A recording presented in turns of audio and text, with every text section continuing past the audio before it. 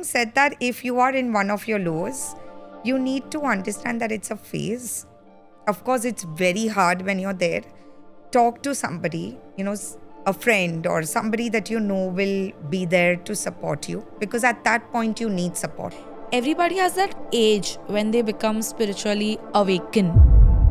I believe that why is this generation still not aware that all of this thing, the followers, the show, everything is a PR gimmick? Why is it that they actually take serious steps like taking a life? Recently, there was this one social media influencer. She committed suicide. Influencers, they show only the best side of their lives, like the lavish side, the enjoyment side. But nobody really takes the time out and say when they are crying with their parents or they are sitting with somebody very close and talking about life. It is definitely not right, if you ask me. But at the same time, why would you want to see somebody's negative side on social media?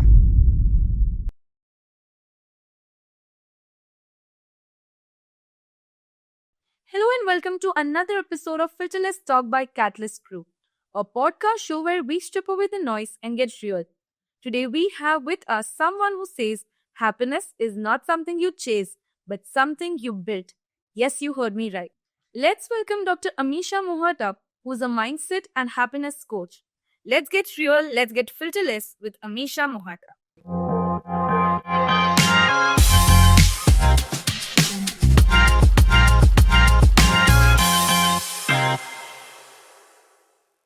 Hi Misha, how are you doing? Good, Ria, how are you? Amazing. Amisha, first of all, I'm very, very excited for this conversation because there is so much unawareness about what is mindfulness, what is happiness coach like, why do people actually need it. But before we dive into all of these conversations, let us know you first. Like, I know that you are coming from a journey of being a dentist. Then, how did you shift into this whole thing? We want to really understand it better. So I think it was meant to be. I practiced dentistry for 10 years. I was not living in Bombay. I'd moved out of the city. And then I had taken a sabbatical after 10 years of private practice simply because I wanted to raise my daughters. And it's very funny, Ria. I think even when I graduated out, I used to tell my husband back then that at 40, I'm going to retire out of dentistry. I didn't know that it was really going to happen, but I think I was always clear that at 40, I'm going to change my profession. And that's when I got into soft skills and image. But when I did soft skills and image, I realized that the outer world is very easy to change. We all fake it. We all know how to mask ourselves. But a lot of work has to happen from within. That's what led me to the journey of, getting certified as a happiness coach. Mindfulness for teenagers came because I have 2 teenage daughters and I realized the world is very, very hard. Yeah. As much as we want to understand, it's very hard to understand their It's world. even a changing world. Like every generation, Absolutely, it's yes. so much changing. Yes. I think between both my daughters, it's like a 4-year difference and I still feel there's a generation my gap. God. So, yeah, you're right. Every 4 to 5 years, I feel now there is a generation gap. So that led me to mindfulness for teenagers, and this whole journey into diving deep actually started from there. And I think it changed my world so much that I just knew that I had to give it and share it to everybody else. Okay, lovely. But when we talk about happiness, mindfulness, what is it that truly makes you happy the most? So I think today, if you ask me, just being at peace with myself, I think that has been the biggest takeaway from this entire journey that I've started. Being comfortable with who you are, because I think that's somewhere we really don't get comfortable. Like I feel most of us spend a entire lifestyle just to reach to a place where you are like actually peaceful and comfortable in your own skin. And it is very difficult for people out there, especially in the world we are living in, where there is so much of societal pressure, the peer pressure, the work pressure, all of these kind of pressure that are there, and then you have to actually wait till you find yourself. And I think even if you find yourself, what happens is people around you are not comfortable sometimes with it. So it's hard to even stay there, right? So I think that's why it's a lot more tougher today. And I think everybody's happiness has become like a buzzword, I think more because of that. Exactly, yeah. So when we say that happiness differs from a person to person, Yeah. what is your take on it? That is there any centralized definition of happiness? Like everybody wants to know that, obviously. So I always tell everybody, as a dentist, it was very easy to give a prescription and say, okay, you have a toothache, these are the medicines, take it and it'll be fine. But I think as a happiness coach, there is no one size fits all. I always say the perception is so different. What made you happy 3 years back may not make you happy today. And what makes us happy today may not make us happy 3 years later. So I Definitely. think happiness changes for everybody over a period of time. So if you ask me what is the formula for it, there is no formula. True that. And what does a day in your life as a happiness coach looks like? So my day is like any other normal day of a teenage mom. It's like a rushed day from the morning, trying to get them into routine, managing schedules, homework. I'm also a pet parent, so taking care of my pets. But I think the one thing differently that I've done after being a happiness coach is I wake up that 1 hour early. So I have that 1 hour to myself completely where I start the day very slow. So I start the day with my meditation and then a little bit of reading or podcast. And that kinds of sets the tone for me for the day. So I think that's one thing which has really, really helped me over the last couple of years is just starting it very slow so that I'm able to take all the rush of the day. So basically, you believe in the 4 a.m. club. I'm trying hard to wake up at 5, but I'm still Yeah. not able to. But Yeah. yeah, I do wake up an hour before everybody else But wakes but up. what do you think? Like there are so many people today who are saying that more than waking up today early, it is more important to have the sleep hours completed to have your like basic things get done. So what is your take? Like do you really think that sleep early and wake up early, or it is okay if you sleep late and then wake up late just to finish your sleeping hours and have a better day? I think sleep early and wake up early. It really makes a lot of difference when you have that 1 hour to yourself before everybody else. True that. When we say that the journey of spirituality, of knowing yourself, of knowing the inner you begins, there's a separate amount of glow that comes on a person. Have you ever seen that transformation when it comes to people you have done transform, like people lives you have transformed, or within yourself, like when you started this journey? Definitely, if you ask me, this is the best I have been, the best version of myself I've been so far. Whether it's fitness, whether it's the way I feel about myself, the confidence, all of that. When you tell me about the other people, if you see healers, somebody who's into sound healing or spirituality, you will see them glow because they're just so comfortable with who they are. I think that just comes out so naturally and radiantly when you look at the person. So, any transformation I feel is a very slow process, but at the same time, you will see a change in the person, which is quite evident. And it's evident for people around them, actually. Yeah. Yeah. So it's basically you shine and you make others shine, Yes. like that, right? Yes. Amazing. And we all know, okay, now when we are talking about happiness, spirituality, everybody has that age when they become spiritually awakened. Okay, a lot of people, like especially a generation like the Gen Zs today, are not much aware. For them, the true definition of happiness is like buying something, buying a phone, or like that. Whereas happiness for a 40-year-old would be completely different. So how does this whole transformation happens from a teenage to adult? Can you like just define the whole path of happiness for everybody? So I think if you start with a child, I think it's one of the most innocent form of happiness. It's very transient also for children if you see.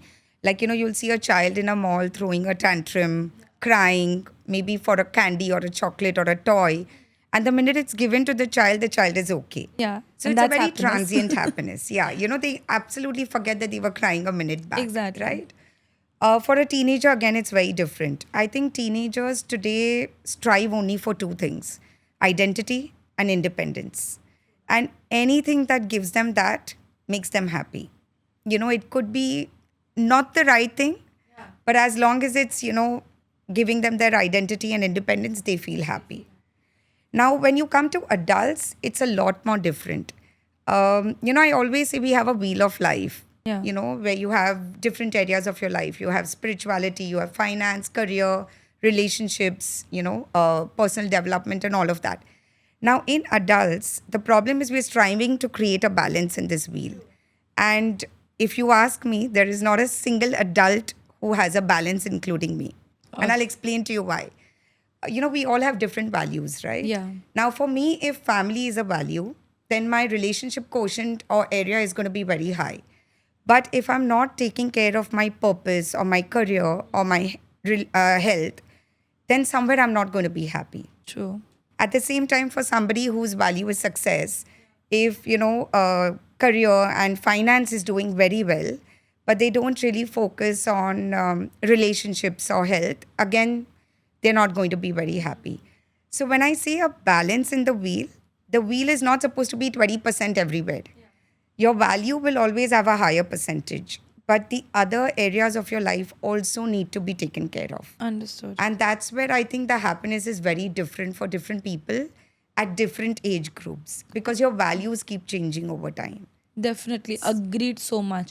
But it would be so much difficult for you as a happiness coach to deal with all these kind of people and then train them to build a better happiness for their own life.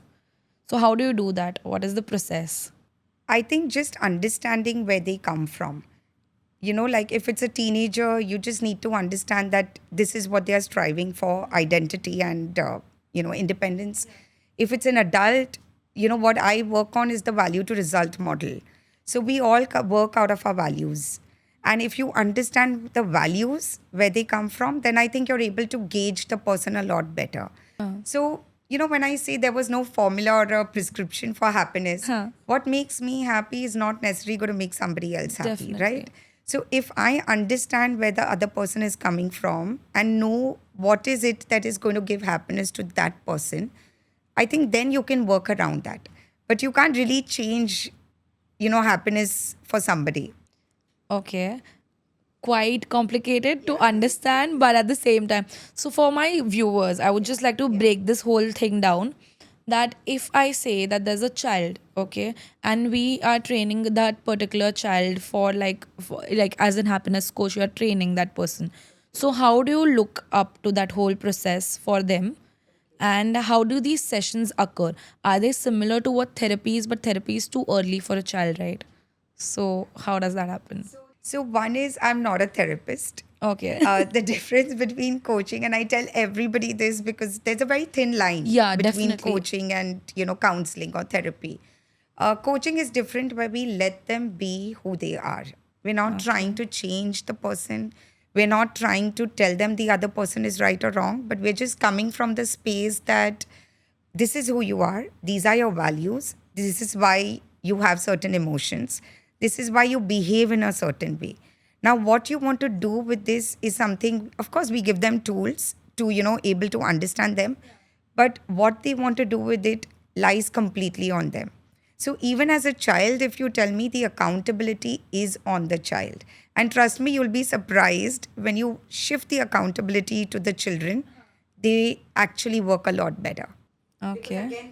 You're actually encouraging the independence Independence quotient in them. quotient in them. So, the more you tell them what to do, the more they don't want to do. Yeah. But the and minute that's you a say, very yes, peculiar habit of every everybody. child. Everybody. In fact, and then even adults, to if be you honest. just keep on keeping that particular child in that same environment for a long time, Yeah. that person will become rebellious. Yes. As an yes, adult. Yes. Absolutely. Because they don't want to be confined. See, that's what I said, right? If you just understand these two things, identity and independence, you'll understand why they are behaving what they are doing. So, when you actually put the accountability on them, give them the responsibility, you'll see that they work a lot better. Understood. So that's how we work with kids and teenagers, where it's a lot of activity based.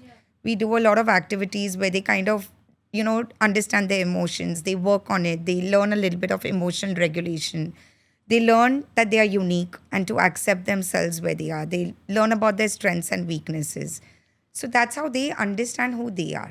More Okay. than understanding how the world is, Yeah. I think they understand who they So are they first. from the beginning of their life, Yeah. they start seeing inner circle than completely seeing outer parts Yes, of it. yes. Because the more you see outer world, you just get influence. You keep on getting influence, Yeah. and then you become something you are never. So your base trait is not that, but because you are getting influenced, you become something which you are not. That is what I have seen and I've believed. So I always say influence could be good and bad. As long as you know to demarcate it, it's good. But unfortunately, there's so much stimulation to the kids today that it's very easy for them to be wrongly influenced. Definitely. So, yeah. Because things have become too available for them. Yes. Yes. And Absolutely. initially, if you see your generation or us, Yeah.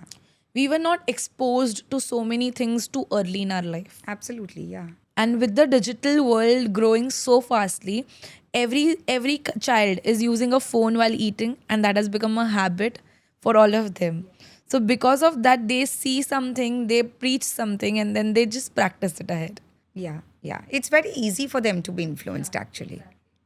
And do you think that happiness can be taught as a skill to them? That wasn't happiness supposed to be an emotion and not a skill? Then So it is an emotion, but okay, let me explain to you how it can be taught as a skill. definitely, So all of us have a set point for happiness. You know, if you see, I don't know, I'm sure you've come across people in your life where there is this one person who's always complaining. No matter what God has given or what life is giving them, they're still complaining, right? Because it's just built in them not to be happy. You know, their set point is very low when you see the happiness set point. Versus there will be some person who's, got a lot of problems, but still you'll always see a very happy person, very positive, very optimistic, looking at things. So there is a different set point of happiness for different people.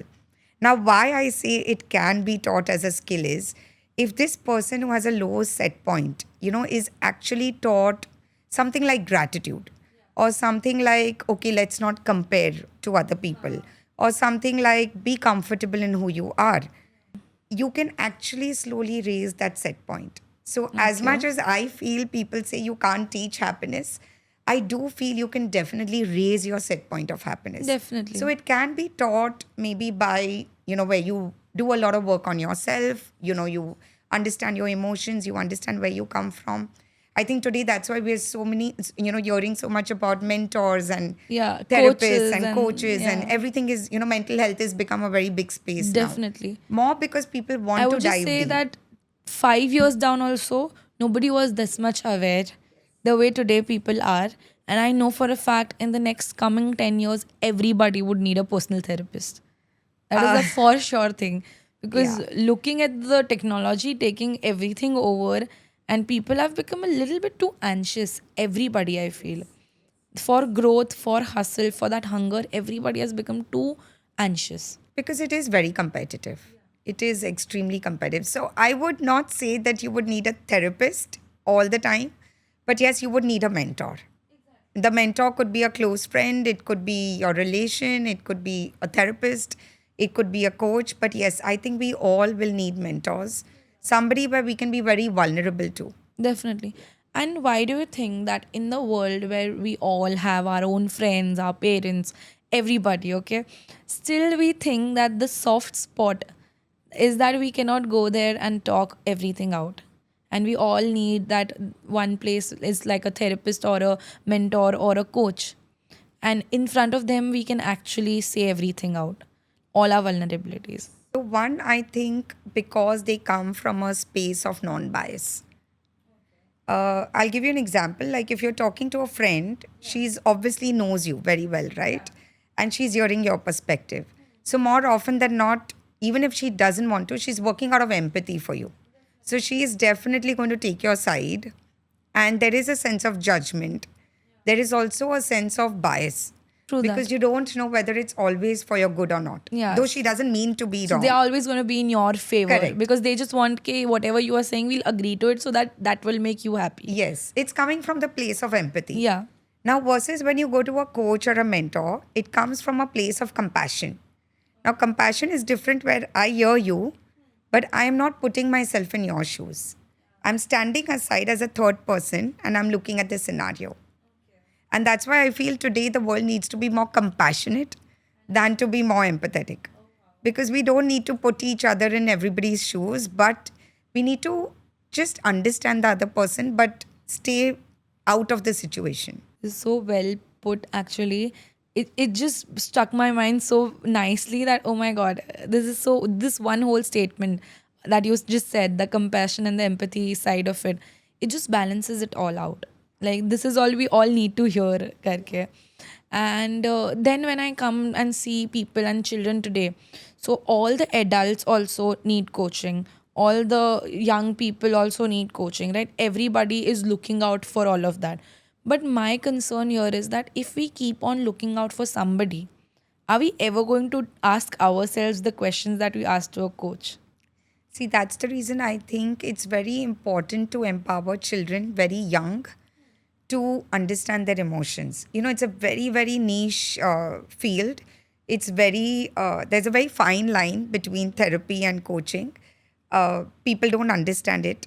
Like, why would I want to go to a coach when I'm okay? Exactly. Is the thought process, Yeah, right? yeah, yeah. Everybody has that thought process. So, in fact, even when I'm doing this, it's very hard for me to market simply because True. how do I tell somebody, listen, you need to know tools to be able to, regulate your emotions Yeah. rather than get into anxiety and then go to a therapist. True that. So basically, I think coaching is a precautionary way, Yes. and then the therapist is when problem ho gaya. Now Yes. you have to run You to have to run. somebody. Yes. It's like a fire brigade you call the Yes. last And minute. I'm very pro therapy. To be honest, I think if you need it, like I always tell everybody, it's like going to a doctor. If you have a disease, you need it to be treated, right? So it's very similar to that. But can we prevent the disease? Of course. So that's where I think coaching comes in, where it's more preventive, it's more understanding where you come from. So, if you would need to go to a therapist maybe every month, you could still maybe not go every month and go once in 3 months or once in 6 months. Okay. And when we say that you use all these tools, vagera, what are these tools? So we have a lot of different activities that we do, whether it's with adults or with children. Like when I do the happiness workshops with adults, we do something called the movie of life, where you're writing your own story from a third perspective. So you're actually getting out of your story. And like I said, the minute you're out of the situation, you become compassionate. So, you're able to see yourself in a very compassionate point of view, which otherwise, when you're in the scenario, there's always a blame game. True that. We're always saying, oh, why did this one do that? Yeah. Or so And then that. there's ego clashes, blame, Exactly. all of that. Because you're in comes. the situation, Yeah. and it's very hard actually for everybody. So that is one of the things we do with adults. With children, of course, we do SWOT, we do, a lot of emotional activities, we do a lot of role play. Okay. So they do, they pick up real life scenarios and they discuss about, okay, how would they react? And we do assertive communication because I think that's something kids are really struggling today Yeah, with. yeah, yeah. You'd be surprised the younger generation is very vocal. True that. They're very open about what they want. Yeah. They're ready to voice it. They're even more self-aware because they got that platform to Yeah. speak. Exactly. To be expressive and to be themselves. I think we as parents are giving it to them. But in that process of giving them that platform, they somewhere don't know how to be assertive. They become a little aggressive at times. The rebel side The of rebel it. side Yeah. of it. And it's, of course, normal with teenagers. But sometimes if they're taught, how to put it out in a right way, like I'm sure you would agree when we were kids, we were not taught how to say no. No, definitely. Right? Like, why are you saying no? So in job places, anywhere, even till Exactly. date, Yes. if you see any of the millennials, they will never say no to any of the work. Right. But Gen Zs, they are even interns na. Even then, they are okay Yeah. to Because say no. I think they bluntly say no. they're equipped with. So again, see, being blunt is not the right way Yeah. to do it. And that's where I think assertive communication comes in. But yeah, I do agree that Gen Z is a lot more vocal. They're a lot more self-aware. I think they know what they want and they're able to voice it out, which I think we couldn't do growing up. And I think even now it's tough. Do you agree to do that, or do you think that every time you're not supposed to do that? Sometimes it is okay if it's like genuine. But for minor inconveniences, because I've observed every Gen Z today. So I am a Gen Z myself, but I'm an anti-Gen Z when it comes to the behavior. Because I feel they want, even if the minor inconveniences happen, may it be in a family household or may it be in a workspace, they always want to run away from that problem and just drop it. I think taking Like on responsibility is a edge. big problem. Huh. Yes, I know. I've seen that. I think taking responsibility is a big problem. Yeah, They want to shy away from it very exactly. fast. But I think if you're able to teach them that balance and make them understand that even if they think they are right, the other side does have another perspective. True. And to be respectful of the other perspective. I Exactly. think that's the challenge Yeah, that they are that's the facing. challenge Yeah. because I've heard so a lot of my own professors, like I just had a word with them and they are like, teaching the Gen Zs in a place of classroom, it's extremely difficult because they have no manners at all. They don't respect because they get everything on digital spaces. They don't even care about what the other person is speaking. They're like, we'll see it later or we'll just forward it. The Yeah, life has become absolutely. very Netflix and chill, I feel.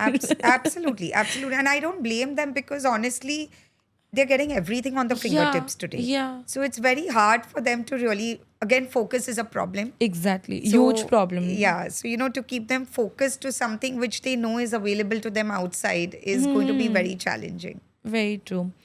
Amisha, do you think this is a very like a different segment question?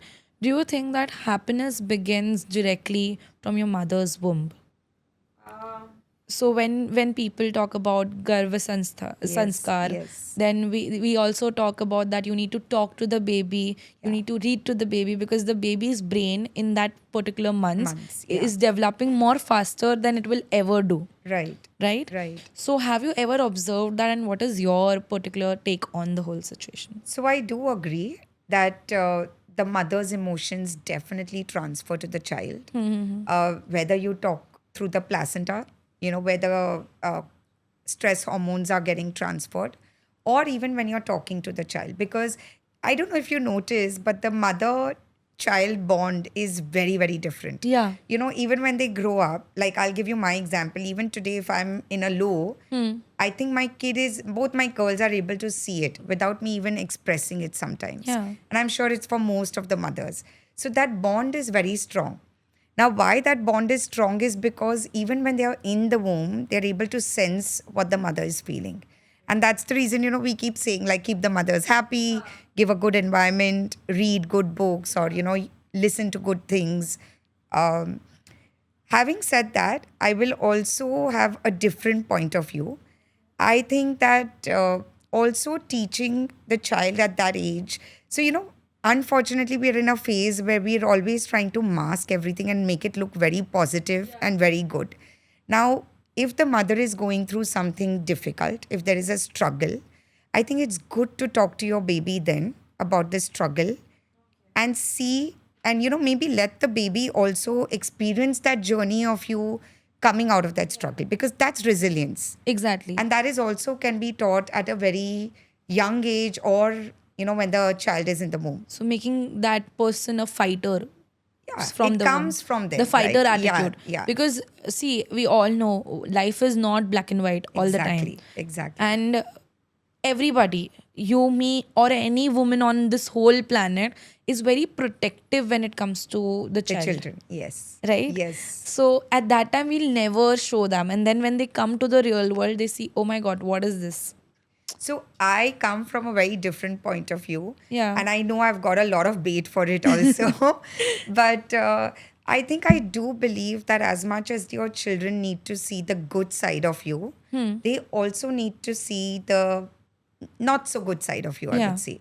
Like if I'm struggling with an emotion of anger, or I'm struggling with an emotion of, if I'm feeling sad, or I'm feeling jealous, or I'm feeling guilty, I think talking to your kids about it is very real, because these are emotions. You can't really shy away from these emotions.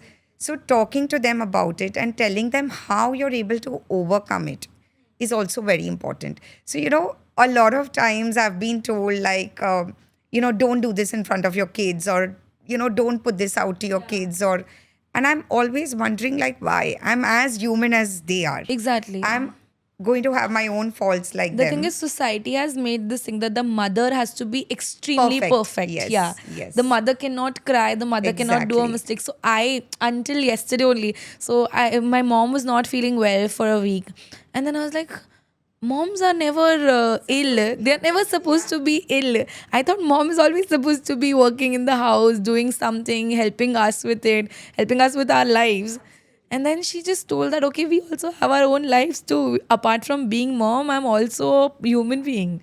And that should be okay. And that has to be known to the child as well. Exactly. I think it's very important to show your true self and to show that you are as weak or strong as anybody else, right? Because they also need to see that journey with you.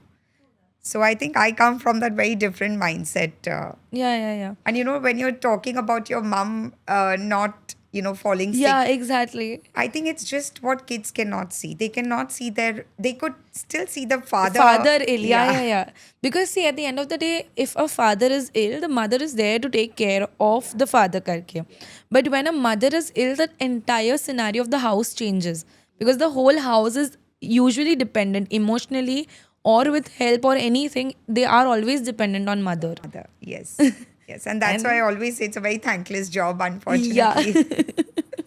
And it is a huge hats off to all the moms out there, all the women who are having the strength. I always feel very proud that okay, I have the ability to give birth, at the same time I have the strength to face everything after the birth too, Kari. And that is the most beautiful feeling a woman can have, and they should not be angry about it when the time comes. So, this is one thing, since you brought it up, I'd love to add, because I think I went through that phase of, working and then taking the sabbatical. I think I was at home for almost 4 years without doing anything.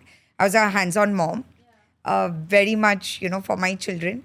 But, as a woman, because I said it's a thankless job, you get, a little bit of your identity gets questioned and you start questioning your self worth and you feel like you're not doing enough.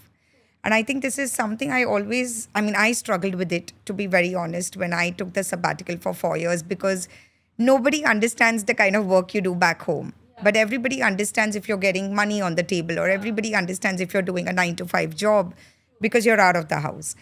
So I always feel for women, it's a lot harder to balance, to kind of even balance in the head, forget balance physically, right?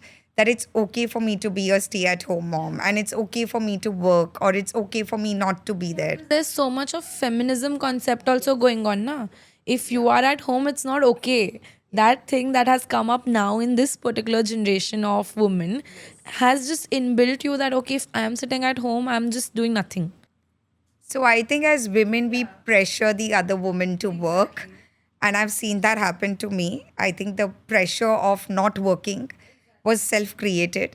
And even today, sometimes I think I'm over trying to strive myself just to prove True. myself That that. also happens with a lot of educated women. Yes. Reason that you know that you are so much capable, you're so much capable of do something outside of the house, and then you're sitting in the house and there's no credit given to you for any of the thing.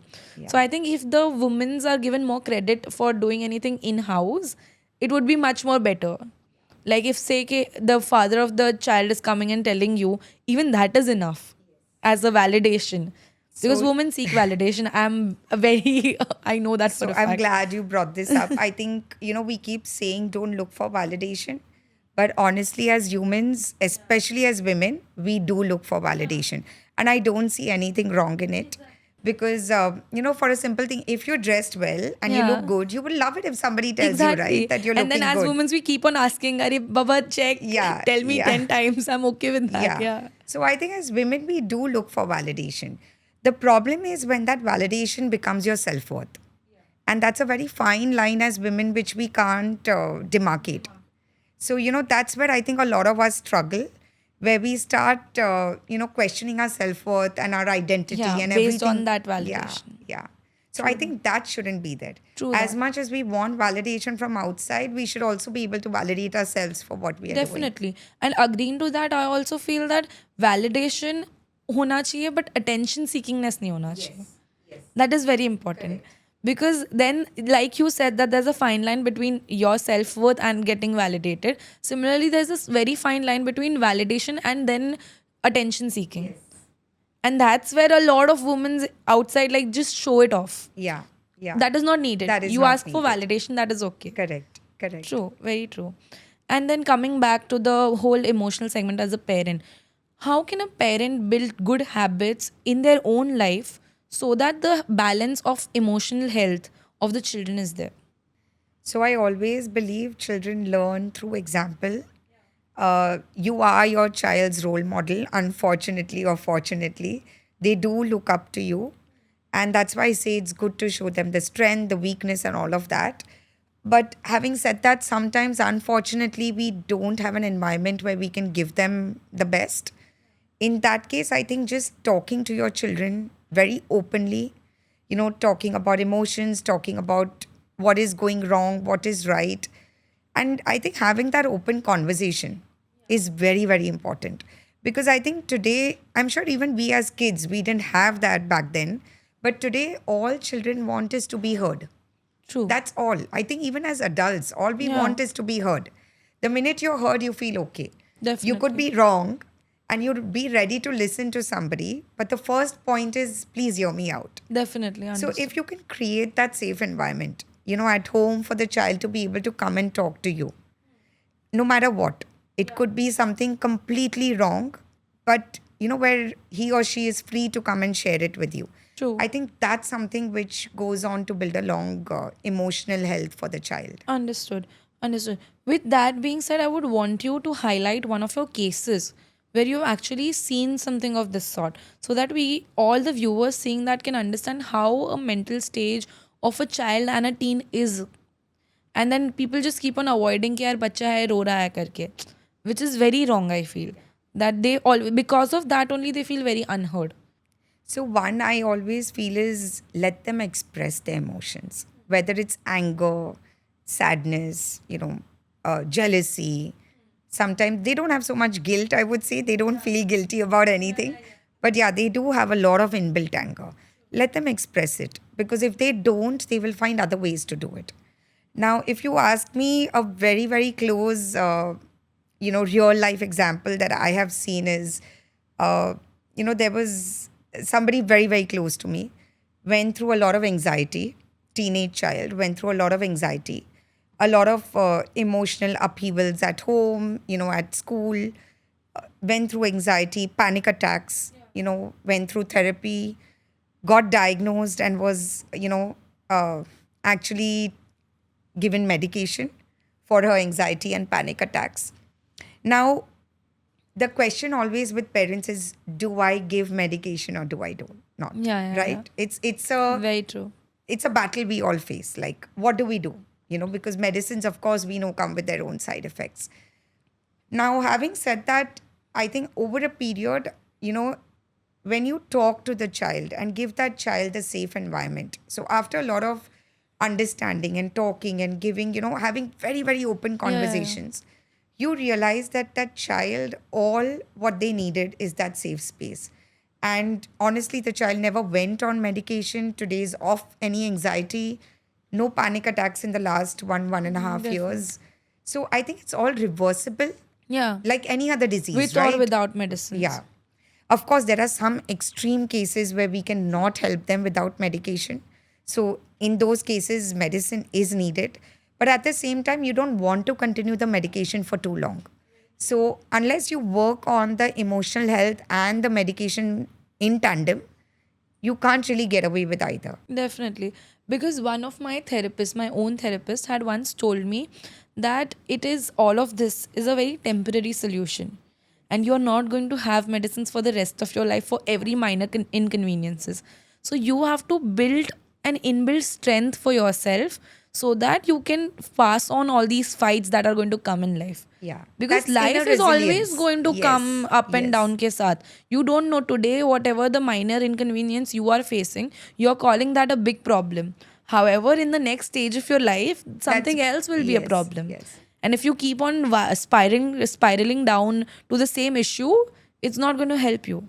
And then you'll keep coming to therapy, you're going to come back to your coach, and you're Correct. going to be super dependent. Yeah. Yeah. I agree with that. And nobody, no human can live a dependent life.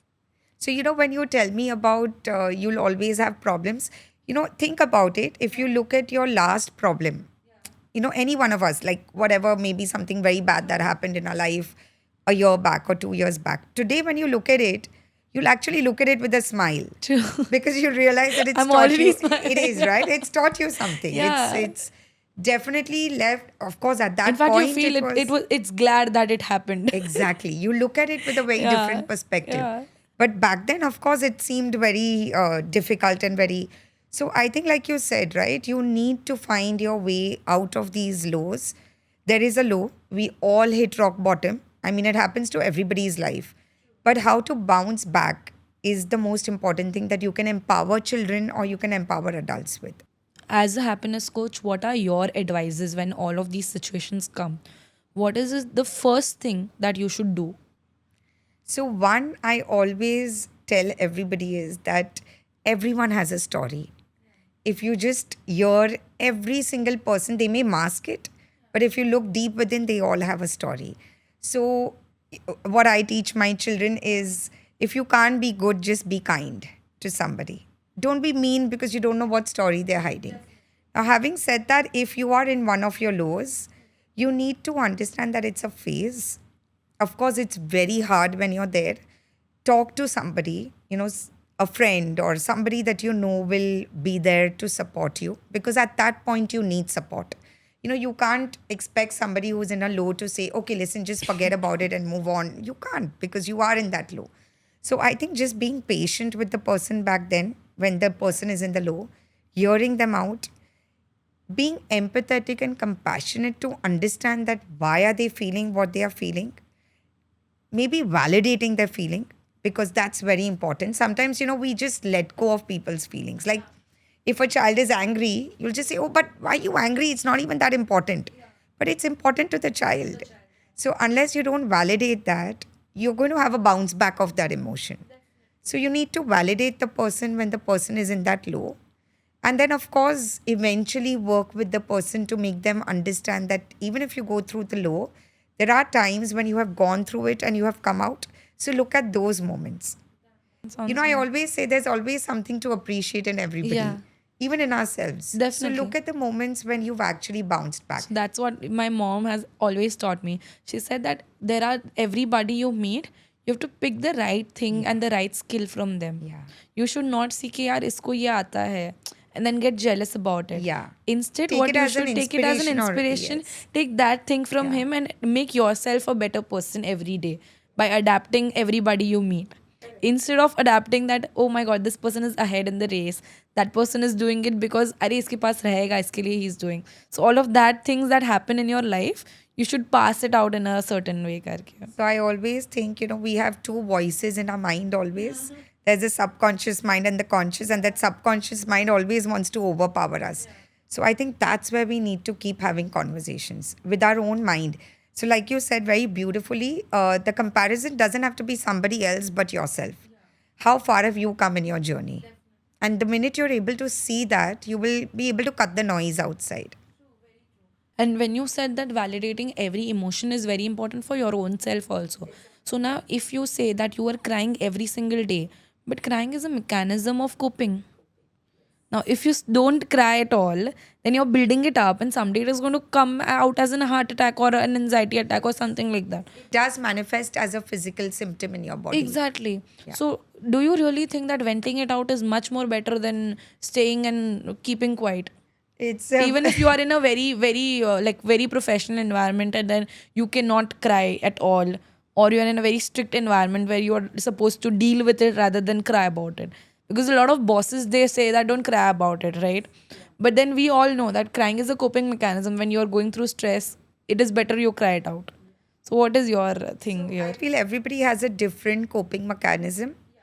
But I love when you asked me, is it good to vent out or not? I'm of an opinion that you need to vent it out completely. I've always had touch with very close friends where I could always talk. Uh, but I know a lot of people who don't believe in talking. And I do feel there is a buildup of emotion. You don't realize it, but you build it up so intense that it starts falling on every aspect of your life, whether it's your relationship or work. You could be successful, but you may not be happy. Okay, here So, I'll stop you. Success and happiness, how do they differ? so success for people is different for different people. For some, it's related to money, materialistic success. For some, it's related to relationships. Like if I'm a good mother, I'm successful. So I think it's a very individual perception. Of course, as humans, we equate success to money, we equate success to fame. And when you're not famous or you're not earning enough, you're not successful. I completely disagree because I feel success and happiness has to go hand in hand. And if you're not happy with your success or you're not happy where you are, then no matter what success you have in life, it's never going to be enough. You're always going to keep aiming for more. And it's good to aim for more. I always see, you should have abundance in life, you should aim for more. But at the same time, you also need to be content with what you are. Like you should not be a startup owner and look up to Ambani that I want Yes, yes. money Then, like then him. it's just going to create a lot of negative. Tension, Yeah, huh? yeah. Understood.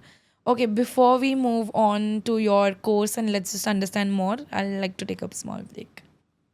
So, since we are all talking, like constantly talking about teenage, adults, distractions, and everything, biggest thing currently going on the social media. Absolutely, yes. People today are going mad for the numbers, the likes, the shares, and they think that all of this is the only way of validation. I really want you to highlight what is the impact it is causing and how they can prevent it. So, like we already spoke about validation, as long as it doesn't affect your self worth, it's okay to look for validation. So, when you talk about social media, I would say if you're able to demarcate it, like, where okay, likes are important, but they're not affecting who I am as a person, then it's okay. I'm absolutely okay with it. Because I think you are on social media for it, right? To see how the world is taking you or accepting you, especially influencers. But do you think we should be on social media only for that? Or we should be on social media to show people our true selves and be okay with it? Because everybody polishes, okay? So even the influencers, they show only the best side of their lives, like the lavish side, the enjoyment side. But nobody really takes the time out and say when they are crying with their parents or they are sitting with somebody very close and talking about life. Nobody's showing all of that, right? So because of which the teenagers just today feel okay, if we become an influencer our life is going to be very Very happening. rosy. Yeah. Yes, yes. So do you think that is wrong interpretation and wrong influence being caused to the coming generation? It is definitely not right, if you ask me. But at the same time, why would you want to see somebody's negative side on social media? I mean, I'm just talking from a consumer point of view. At the same time, for children, if you ask me, if we are able to tell them that the world is not what is projected in social media and make them understand that, then I think it's okay. It's so, unfortunately, I feel you cannot take social media away from them. There is also a lot of good happening through social media. So I am definitely of an opinion that it is the next big in thing. You can't take that away. But at the same time, how do we use it more, mindfully or more effectively to our convenience? So I believe that social media platforms should have some tools specifically for kids, because initially it was that only the adults used to see the Instagram and the Facebook. So just how YouTube has YouTube Kids, I feel every platform also should have kids friendly thing also, so that they can see what they should perceive and not the other side. I'm not saying, I'm not in the favor of hiding the wrong things from them, because I believe, so I am that person who always says that even if your child is like wanting to have alcohol, you sit with the child, teach them how that works, and then show them all of it, so that when they go in the outside world they are not going to be judged or they are not going to be caught up by somebody else in the Yeah, wrong yeah. direction. At least they'll know what it is like. Yeah, I completely believe Yeah. that myself. So I think it's better to expose them yourself than for them to get that exposure from other people or outside influence. And that's why when you ask me about social media, it's good to talk to them about it and not let them get consumed by it. But it is something they're growing up with. So we can't really take it away from them. Absolutely. With this, I also wanted to come up with this one case. So recently, there was this one social media influencer. She committed suicide just because of likes, comments, and she wanted some million followers on her page. Now, I believe that why is this generation still not aware that all of this thing, the followers, the show, everything is a PR gimmick? Yeah. Yeah. Why is it that they actually take serious steps like taking a life? Because I think you're not connected to yourself. You become so influenced by the noise outside. And I think as influencers, it's a lot more difficult because your world is dependent on that, right? Your career depends on that. Now, if you're not able to demarcate your personal and professional life, then that's where the fallout happens. If you're not able to, like, we always say, like, don't Yeah, take yeah, work yeah. home, right? Yeah. Even for corporates or for entrepreneurs, we always say, Yeah. like, please don't bring your work home. Exactly. The same thing goes for anybody who's an influencer or anybody who's on social Celebrity, media, yeah. right? As long as you're able to demarcate, okay, these are my 8 hours, I'm working on that platform because I need to be there. And then when I come back, I'm not looking at the number of likes. It's okay, it's not that difficult. But the problem is we're so consumed by it today that we're not able to demarcate it. And I think that's where today mental health is, being spoken so much about because people are really, really lonely. And it's surprising how they mask it. So I think loneliness is a very big, big issue to talk about. And I think people should come out more often because if you see, your friend is also lonely the way you are. It's just Yes. that one conversation that is not happening, Yeah. because of which both of you are feeling that only you are the I think problem. there's still a lot of taboo around mental health, Yeah. which is slowly, of course, breaking. But yeah, it Even is. today, yeah, it Yeah, is there. there is. It is There there. is a taboo. Yeah, people are still afraid of coming out as Yeah. their emotions. Yeah. करके. And I think that's why if we just learn to address our emotions, I think everything boils down to that. And that is why a coach is required to educate people that it is important to talk about it. Very, very true. Coming to the end of this whole segment, I would also want you to introduce to the coaching courses that you offer and how does it differ from the person to person? So one is we have a one-to-one module where of course we do sessions because you want to work on your inner self or you're having relationship issues. We don't work on what the other person is, but we're working more on the values of the person. Like I said earlier, the value to result model. So we work on values, emotions, behavior, feeling, and then the result of it. The result is nothing but our actions. The minute we work on the values, you'll see how your actions change. Okay. And it's beautiful to see that transformation in people. So that is one model that we work on with adults.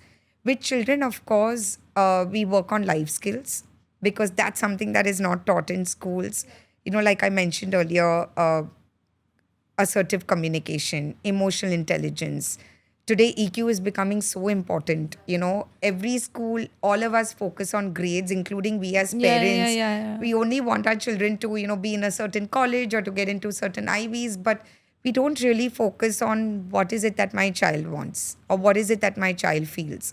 So, working on emotions, working on their emotional intelligence, teaching them how to regulate it, because that's very important. It's okay to feel angry, but what do I do when I feel angry? It's okay to feel sad, but what do I do when I feel sad? So these are things we work with So children. awareness about it. Awareness. So the children program is more awareness program, which works, in a very fun way, works on their confidence, their communication, their emotions. We also work with older kids on goal setting, time management, and those life skills because that's needed for them at that age. Of the day, everything is a Yes, stress thing. The more the correct. stress, Yeah. the less the happiness, and the whole Yes, everything is equation. yes. Yeah, And you'll be surprised. Unfortunately, the Gen Z or whatever, they are zero time management skills. definitely. Like, including my own kids, I'm struggling every day Yeah, with yeah, them yeah, to yeah, just yeah. get them on time or to make, Because they have too many things to focus yeah, on. that distractions are too Yeah. much. So I think that's where we work with time management and, work on their stress quotient there. Understood. One last thing before we end the whole show, because it has been amazing here. I personally have a habit of writing journal. Okay.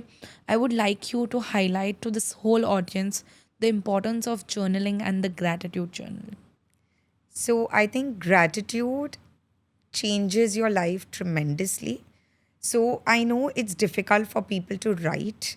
I always say, even if you end the day by just saying three things that you've been grateful for, it will make a change in your life simply because you'll realize that you have so much to be happy about or to be positive about.